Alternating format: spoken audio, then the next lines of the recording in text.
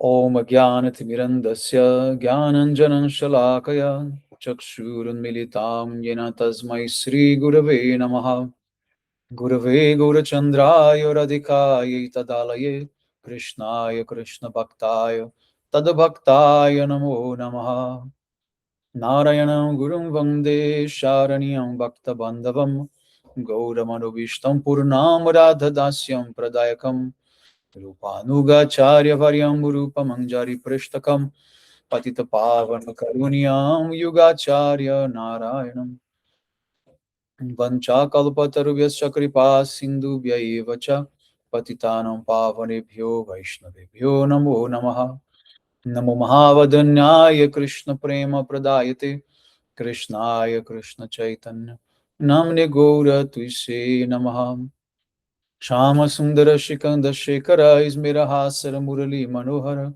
Radhikara Sikamam Kripanide Swapriya Charana Kinkarim Kuru Tapta Kanchana Gaurangi Radhe Vrindavaneshwari Vrishabhanu Sute Devi Pranamami Hari Priya Vrindai Tulasi Devi Ai Priyai Keshava Sacha Krishna Bhakti Prade Devi Satavatyai Namo Namaha Shri Krishna Chaitanya Prabhu Nityananda Sri Advaita Gadadara Sri Vasadi Gaura Bhakta Vrindam Hare Krishna Krishna Krishna Hare Hare Hare Ramo Ramo Ramo Hare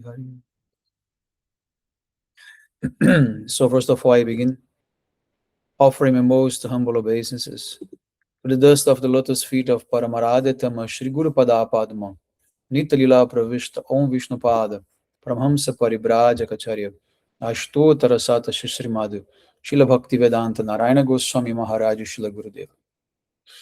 And to my worshipable Shiksha and Sannyasa Guru Nitalila Pravisa Shila Bhakti Vigyana Bharati Goswami Maharaj, to all Shri Rupanu Gauriya Guru Varga, and to all the assembled devotees here, my respectful obeisances. So by the causeless mercy of Srila Gurudeva and all Mahabhagavatas Acharyas, we are able to assemble here one more time. So today we are continuing with the Shakti Tattva, the identity of Goddess presentation. This is the second part. In the first part, we spoke about the origin of Shakti, which is Radha, and all the different qualities of Radha, and how she expands herself in all the different Shaktis, beginning with the queens of Dwaraka, of Krishna in Dwaraka, then Sita Devi with Lord Ram, then all the Lakshmis in Vaikuntha, and then finally as Parvati, the wife of Shiva. So today we're going to see a little bit more about that. The name Durga, Mahamaya, the personification of material energy, means prison. Ga means to go and Dur means difficulty. That is the place from where you cannot leave unless you accept many difficulties. It's called Durga. Thus, this material universe is like a prison. You cannot escape so easily. Cannot escape so easily. So it is very, I would say, curious how many mystics or followers of Vedanta, they call Durga as Ma, as mother. Ma means mother. Why they call her mother? Because they think that because she is in charge of the material energy, she becomes our mother somehow. Because the whole universe looks like a womb, right? But this is a big mistake. From many points of view, it's wrong to call her mother. The first one, she's not the mother of us. Because if we say yes, we are saying to who we are as a soul, not as this body. She's maybe mother of the um, creation of the material world, universe, but not our mother, because we are not forged in this material world. The soul is not coming from the material universe. The soul comes from outside of the material universe, from a place called Tatastha region.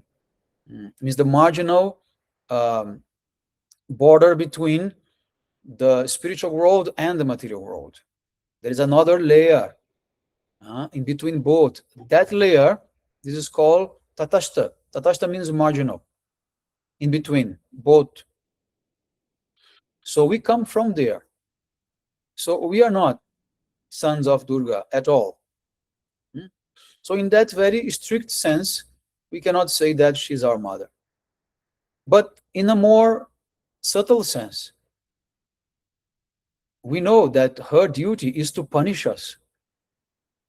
Actually, Maya Devi, she is working for Krishna to punish the souls who are against him, who are averse to God. The souls that are thinking that there is nothing beyond the matter, nothing beyond matter, there is nothing beyond this material body, this material world, and it was made for us to enjoy, it was made for us to exploit. So then Krishna tells you, these people you have to punish. These people you have to punish. So how mother can treat us like this? Never. Never. If we could say in a ultimate sense, who is our mother? This is Radha, because she is the Adi Shakti. She is the real origin of the soul. She gives birth to every soul. The souls are also Shakti. That's important to say. The soul, every soul is also a Shakti, a part of Shakti. We are not Purusha. We're not coming from the Purusha side, from the masculine side. We come from the feminine uh, um, Shakti side, right? So Durga is not beyond this material world. So therefore, Durga is not our mother in any sense. Any sense. In the West, we call this Mother Nature, right? So there in India, they call this Durga, Ma Durga. Mm. But nature is not our mother. We are not born out of nature. This body was made out of nature. This body is made out of Panchabhuta. Panchabhuta means the five elements. But we are not this body, right? The beginning of our philosophy starts with we are not this body. We are soul. That's what Krishna is teaching Arjuna from the very beginning. When Arjuna is identified with the body and he is afraid to fight with his relatives, then Krishna says, look, you are not this body. Neither them. They are also soul, and the soul is eternal, unperishable. The soul cannot be burned by fire, dry by wind, wet by water. So you're not killing anyone. You're not killing because the soul cannot be killed, right? So in this way, we are living in a prison house, and there is an in charge. This is Durga. But the in charge of the prison is not the final judge.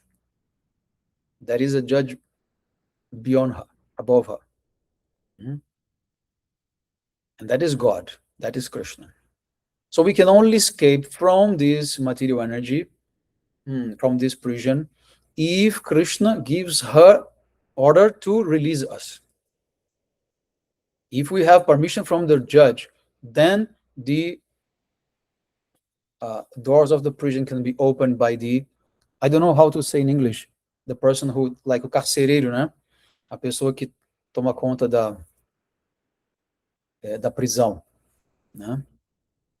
I don't know if there is any specific word for like the prison caretaker or in charge. The warden, Chris is saying. I think so. Huh? Warden. Warden. Yeah. Okay, the warden. Yes, she's just the warden, and the warden gets order, and then he opens the door, right? Okay, so next one. Brahma, the architect of the material universe, declares in Brahma Samhita 544. The external power, Maya, whose nature is the shadow of the transcendental power, Radha, is worshipped by all people as Durga, the creator, preserver, and destroyer of this material world. I worship the primordial Lord Govinda, according to whose will Durga acts. So Brahmaji is the first created being. Therefore, he is our first guru. Our Adi Guru is Brahma. He's the first being created from the lotus navel of Garbhodakashai Vishnu. So after passing so many difficulties in his life, after accomplishing a lot of tapasya, loneliness, solitude, doubts, so like the dark night of the soul, many things he passed through. Finally, he was enlightened by Krishna. He was initiated by Krishna. He received transcendental knowledge. Then he began to create this material world. But create in the sense, he was only assembling the pieces. The pieces were not created by him. Means the 5 elements, like the total of 24 elements of creation, including subtle body, gross bodies, etc., were not created by him. Were created by Krishna, or by the combination of the Purusha and the Shakti. Okay, and now comes the point here. Krishna, of course, he's not involved directly with any creation. He's there in Goloka Vrindavan enjoying his life. But he has his representative, which is Mahavishnu. So Mahavishnu is the Purusha who actually is responsible for impregnating the universe as a womb, like the Prakriti or Durga. But now comes a very difficult situation. Mahavishnu cannot be the husband of Durga because Shiva is her husband. But nevertheless, Shiva have no power to implement the creation. So how they solve this? Mahavishnu will manifest Shiva from his third eye. Okay, and then he will, with his power, he will throw that energy of Shiva inside of the material world, impregnating. So that is called Shambhu Lingam. Lingam means the male organ. So that is going to connect with the yoni, which is the female organ represented by Durga.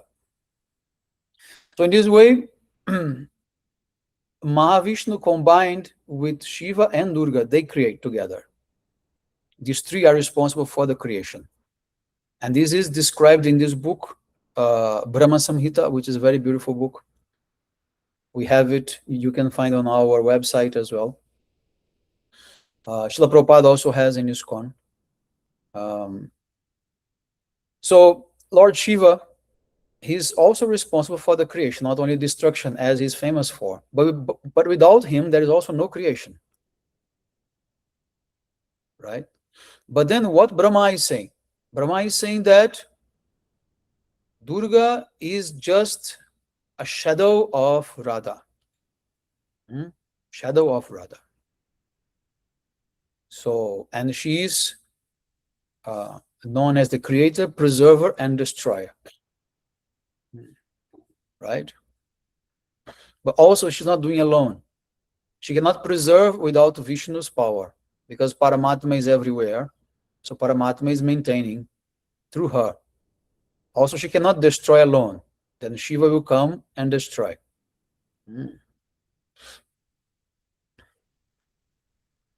Then Krishna declares in the Bhagavad Gita 7:14, this divine energy of mine, which consists of the 3 modes of material nature, is difficult to overcome.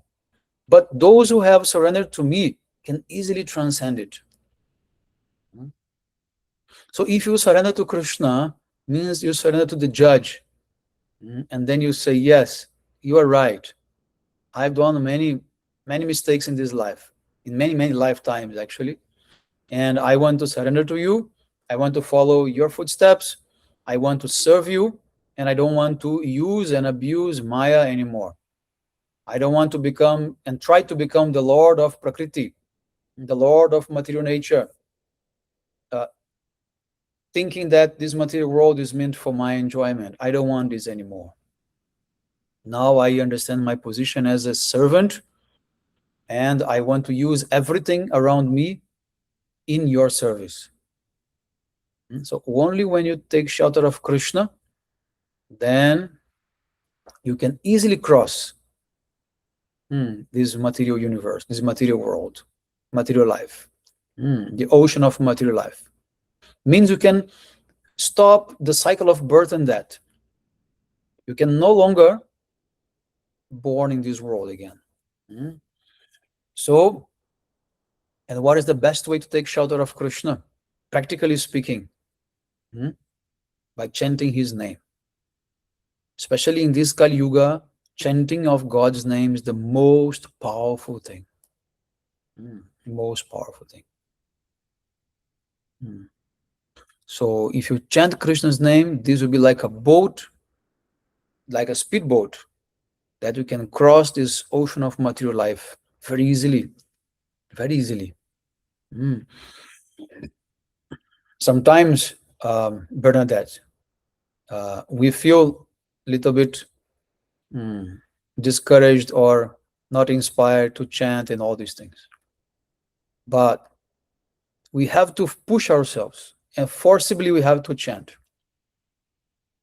If you wait only for when you have inspiration, when you have a good mood, or like all the environment is favoring, it will never happen, or maybe rarely will happen.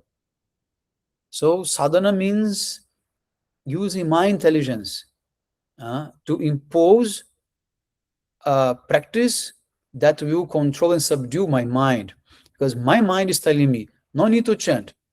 I'm happy here enjoying this material world. Why you want to stop this? Why you want to change this now? We are for so many lives together. Because the subtle body, it is with the soul all the time. When the soul transmigrates and incarnates, the subtle body goes together. So this mind is with our soul from the very beginning. But the soul tells you, no, why? You want to change now. After millions of lives, we are together very happily enjoying the material world. But then you as a soul have to say, no, you are enjoying. I am suffering actually. And you are making me think that I am also enjoying. But in fact, I'm only suffering. So therefore, to stop that, we have to use our intelligence. And that means we have to get the proper knowledge, the proper inspiration, and apply that in our lives with a lot of endeavor, with a lot of dedication. Otherwise, we will never overcome our mind. Never. When you say, I don't want to chant, I don't want to follow, this is not I. This is your mind speaking. This is not a pure I. This is not only you as a soul speaking. This is actually your mind and your senses and all together boycotting you, actually. Because in the deep of your soul, in the depth of your soul, you are hankering for that spiritual release, for that spiritual awakening. And you have faith for the Vedas, you have faith for the tradition, for Vedic tradition, and you know that whatever is there is teaching us the truth. And you know that if we follow that, will give us the very same result that is promising. There is no any cheating in there. So we have to force ourselves. We have to force. And of course, sometimes we need some extra, inspiration, some extra, push. And that comes from the association of the devotees. If you have more people around you with the same goal, with the same purpose, it's much easier for you to feel inspired. That's why this ashram life is the most effective for spiritual life, because everyone is focused there together, and then you very quick progress. But of course, I know that ashram life is not for everyone. It's actually for a very small minority. So those who live at home, they should somehow try to find a good association, try to find like-minded people who, you know, um, find support, to find support. So when we had this program at Madhavi in Krishna Mohan's house, I told that they should do it regularly somehow, so that you people and others can come together and have association and feel inspiration and have direct contact with the spiritual elements like Tulasi, the deities, the things. Going to the temple also is very, very important to recharge our batteries. Mm. Our batteries is like our phone, it goes down every day. All time is going down. As you are using it, it's going down. You have to recharge all the time, all the time. That's why I do these retreats in Brazil, especially because for that we have like 4 or 5 days together to recharge very strongly, and also going to India and recharging. In India, you recharge a lot. It becomes like 100%. uh, And then you have like some, um, como diz fôlego. To take a breath, a long breath. Não, e você tem fôlego para caminhar muito. A ideia é essa. Anyhow, you have more strength to, keep running longer. So if we are not connecting to recharge our batteries like this, it will be very difficult. Very difficult. By ourselves, very difficult. Our mind will always play against. Mind will never allow us to come out of this. She's attached because she loves this material world, because she uses our senses to enjoy everything. So in the beginning, when you try to cut that, the mind screams and rebels and fights. It does not allow you to go and keep and always putting this doubt, this problem, that problem, this obstacle, that obstacle. She always play against, always. But our intelligence should be that, okay, no, I know this is favorable. I know this is good. So I must do it. So using the power of your intelligence, not the power of your desire, of your mood, no, the power of your intelligence. Then you have to put yourself in that. And then by doing, after some time, the mind understands, no, this is favorable. And then Mahamaya, she becomes our friend. The one who was punishing, now she becomes our friend, our ally. So let us read the next one. One of Durga's functions is to punish those who try to enjoy the material world, that is, to enjoy her. In fact, she is an energy of Krishna that must be used for his services. So when we wish to serve Krishna, Durga assumes a favorable posture towards us and helps us to advance spiritually as Yoga Maya. So two sides of the same coin. The Maya energy has its spiritual and material faces. The spiritual one is called Yoga Maya, and the material one is called Mahamaya. Once you decide to change your relationship with Mahamaya, not seeing her as your partner, but seeing her as a servant of Krishna, you also as a servant of God, then automatically she will take another face, and she will begin to help you in all respects. She will clear the way, she will open the. No need to pray for Ganesha, no need to pray for anybody else. It will be done automatically. Automatically. So then we become friends. And if we become friends with Maya, then automatically our mind and senses, they will also become friends because they respond to her. They're also part of the material energy. Mhm.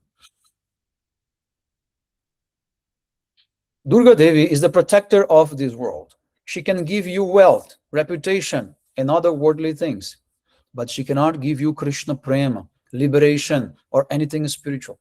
Only Radha can do that. Durga Devi is merely a shadow of Radha. I think I have said that somehow in different words, with different words. But basically, I want to tell one pastime, one story, which is true. With one devotee, um, uh, he used to be, um, his name is Devakinandan Das. He used to be a worshipper of Kali. Mhm. I'm talking about maybe 500 years ago, 400 years ago, something like that. And he used to worship Kali. He used to be a very good worshipper of Kali. And finally, Kali, she was very pleased with him. And then she appeared to him. And then she said, okay, what do you want? And then he told her, I want liberation. I want mukti from this material world. I want to go to the transcendental abode, to the, no, to the Brahman. But then Kali said, I cannot give you mukti because even I have no mukti. And then she says, Mukti dadati ti mukunda. The one who can give mukti, his name is Mukunda. Mukunda is Krishna's name. So only the Supreme Lord, he can give mukti. And then he said, well, I thought you were our mother. You were like the Almighty One. Everyone worships and praises you like this. So how can you say like this to me? And she said, no, people are just ignorant. People are not having the proper understanding of tattva. So you must worship Krishna. So then this Devakinandan, he began to worship Krishna. He left Kali Puja, Durga Puja, everything, and he became a Vaishnava. And then he had realization. He became perfected, and he became one of the most famous poets in our tradition. He wrote many beautiful songs. And one song says, Bajahure mana Sri Nanda Nandana Abhayo Charanara Vindore. Oh mind, please only worship Krishna, who is Nanda Nandana, who is the son of Nanda Maharaja.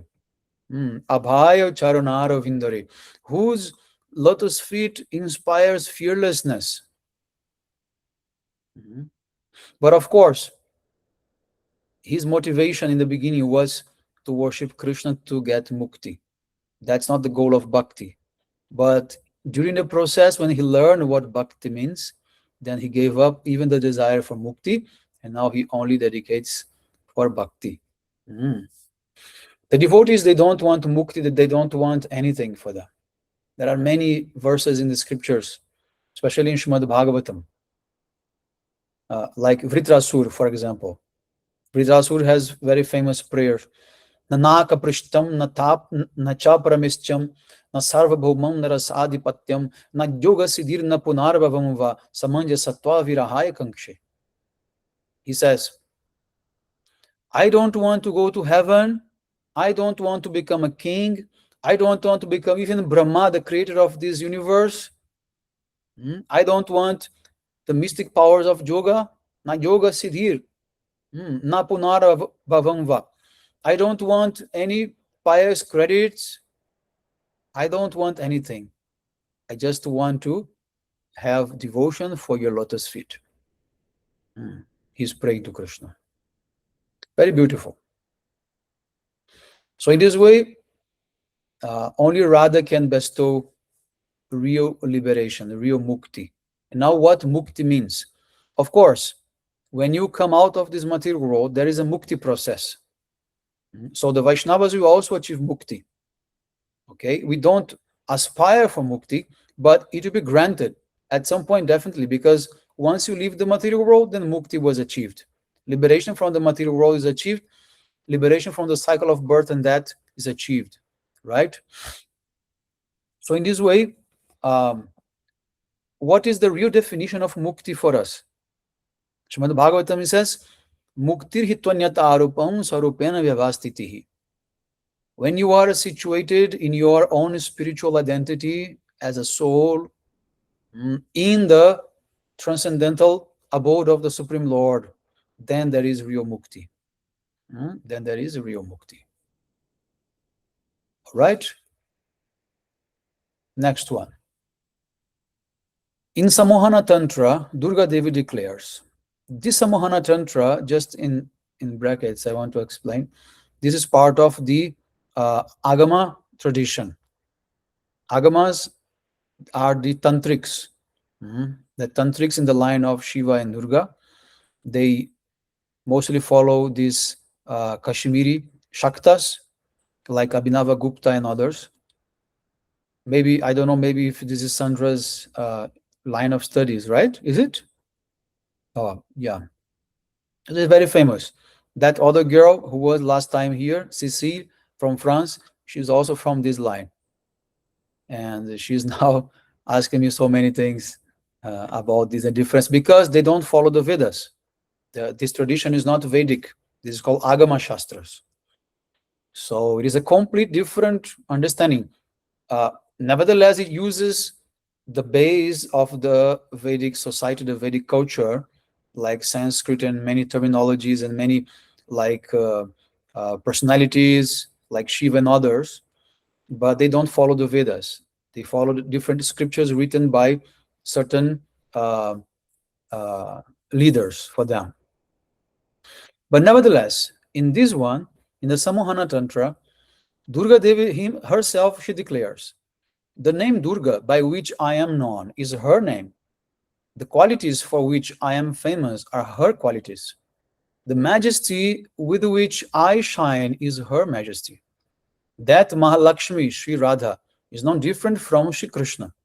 She is his dearest beloved and a crown jewel among his many beloveds.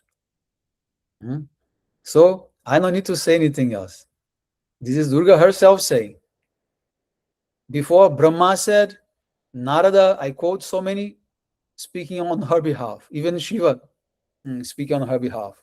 And now this is herself speaking. But not many people know that. So even the followers of this tradition, how much they know about the Shastra, right? How much they know about their own scriptures. Just like those also follow the Vedas. How much they know about Vedic culture. How much Christians know about the Bible, right? How much Muslims know about Quran, in general speaking. Very less, very, very little, right? So in this way, when we study deeply, we find things. We find those, jewels, like the pearls, in the depth of the ocean. The next one says, in the Narada Pancharatra, it is said, she who is the highest and most excellent potency, whose very self is Krishna, and who is the chief of all his beloveds, is called Durga. Whoever realizes her certainly attains the supreme Paramatma, Bhagavan, Shri Krishna, in less than a second. There is no doubt even the slightest about it. So how we connect this verse with the previous one? In the previous one, Durga is saying that actually my name belongs to Radha. So Radha's name is Durga. And then here Narada Muni is saying, yes, Durga is the name of Krishna's consort. So there is evidence from all sides.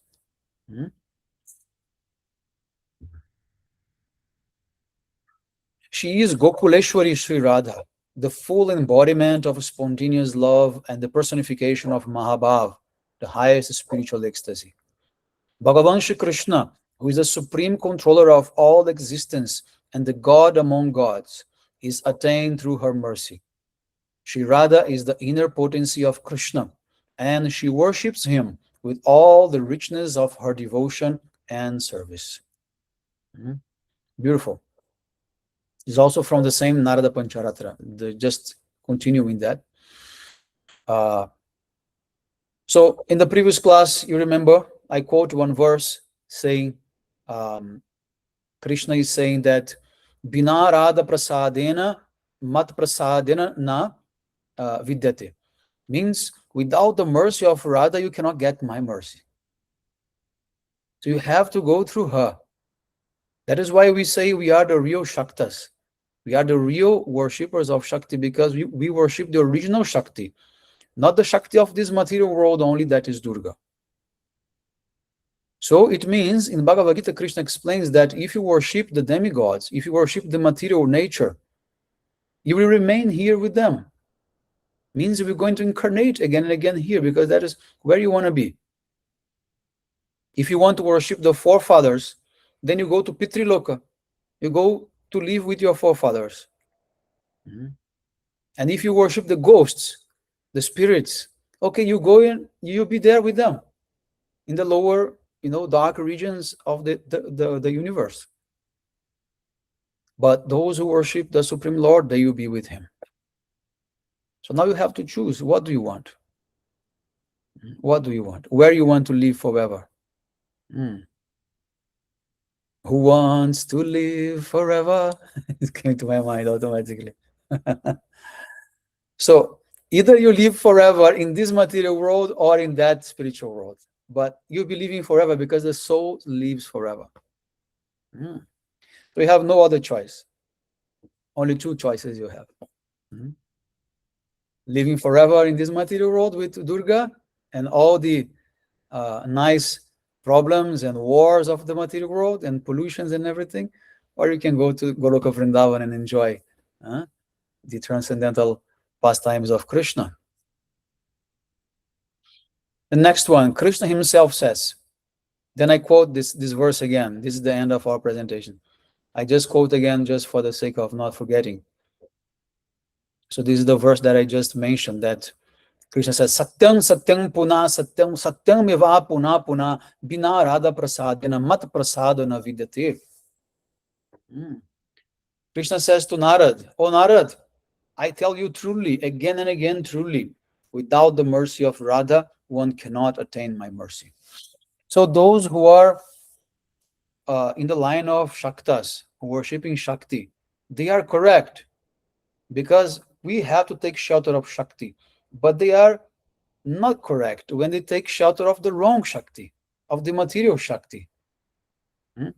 So you should become a real Shakti in a true sense. Okay, you don't want Radha, no problem. Lakshmi at least. At least Lakshmi. At least Sita, or others, according to your understanding. Understanding according to your spiritual aspiration. But without Shakti, it's impossible. But the Shakti of this material world, she cannot do for us much. She can help us, but we have to do ourselves our spiritual practice. She cannot deliver us. She cannot give us Krishna Prema, love for God. She cannot give us love for God. She cannot give us liberation. She cannot give us bhakti. She cannot. She can only come out of the way. That's it. Simple like that. And stop obstructing our path. Because for us, she will not be Mahamaya, she will be Yoga Maya. So Mahamaya comes out and then Yoga Maya appears. And then we continue our relation with this material world through Yoga Maya. And Yoga Maya is obviously a manifestation of Radharani herself, because this is the spiritual Maya. All right. Let me know if you have any questions.